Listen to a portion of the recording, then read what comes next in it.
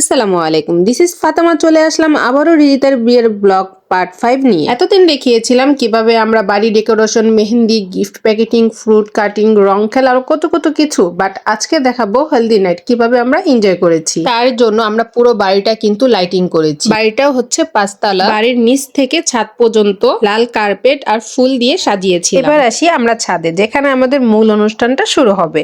আমরা পুরো ছাদটাকে artificial flower দিয়ে সাজিয়ে নিয়েছি। দেখতেই পাচ্ছেন কিভাবে সাজিয়েছি।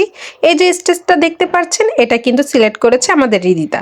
শুধু এটা না, এখানে যত কিছু ডেকোরেশন, ফ্লাওয়ার, কালার কম্বিনেশন দেখতে পাচ্ছেন, এগুলো সবই সিলেক্ট করেছে ও। মাশাআল্লাহ দিলে ওর চয়েসটা খুবই ভালো। ও দুটো ফটো বুথও সিলেক্ট করেছিল, যেন ও নিজে খুব সুন্দর সুন্দর পিক তুলতে পারে। শুধু ও নয়, আমরাও যেন দারুণ দারুণ পিক তুলতে পারি। বাই দ্য ওয়ে, যখনই দেখলাম সম্পূর্ণ ডেকোরেশন করা কমপ্লিট, তখনই আমি ফটাফট করে এসে পড়ি ছাদে, যেন মেহমান আসার আগে পুরোটা ছাদের ডেকোরেশনটা যেন আপনাদেরকে দেখাতে পারি। আর আপনারা সবাই কম বেশি জানেন, আমি যে ভিডিও আপনাদের সাথে শেয়ার করি, আমি আর আমার পরিচিত চেহারা ভিডিওতে নেই না। তার মাঝে যতটুকু পারি ততটুকু আপনাদের মাঝে শেয়ার করি। বাই দ্য ওয়ে, আপনাদের কাছে ডেকোরেশনটা কেমন লেগেছে আমাকে একটু কমেন্ট বক্সে জানাবেন। এদিকে আবার মেহমান আসা শুরু হয়ে গেল, তো আমাদের সব প্রিপারেশন নেওয়া শেষ। এই যে ফল ডেকোরেশনটা দেখতে পাচ্ছেন, এটা কিন্তু আমি করেছি। আপনারা চাইলে দেখে নিতে পারেন আমার চ্যানেলে। আমরা কিন্তু বড় একটি কোলা শেপের কেকও এনেছি। গায়ে হলুদ, আবার কেক হবে না তা তো চলে। যাই হোক, আমরা কিন্তু শাড়ি পরে সাজুগুজু করে এক একজন এক একটি ডালা নিয়ে ছাদে এসে পড়লাম।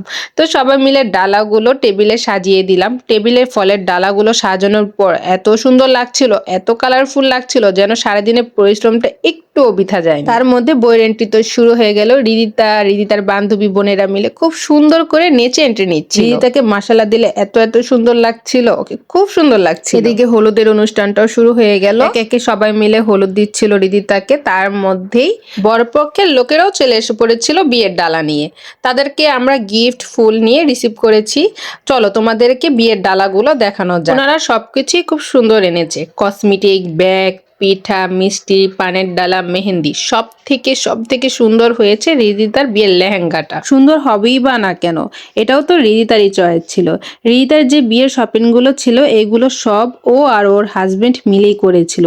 এখানে যা যা জিনিসগুলো দেখতে পাচ্ছেন, সবই ওর পছন্দের। তারপর মেহমানরা বর আর বউকে হলুদ ছোঁয়াচ্ছিল। হলুদ ছোঁয়ার আনুষ্ঠানিকতা শেষ করে শুরু হয়ে গেল ডিনারের আয়োজন। তারপর শুরু হয়ে গেল ফাটাফাটি রকমের ডান্স। এখানে রিদিতার বান্ধবীরা মিলে অনেকগুলো ডান্সের পারফরমেন্স করেছিল। সবাই এত পরিমাণের আনন্দ করছিল, আর আনন্দ করবেই বা না কেন, হলদি নাইট বলে কথা। তো এটাই ছিল হলদি নাইট ব্লগ। যতটুকু পেরেছি ততটুকু আপনাদের মাঝে শেয়ার করেছি। তো কেমন লেগেছে ব্লগটি অবশ্যই জানাবেন।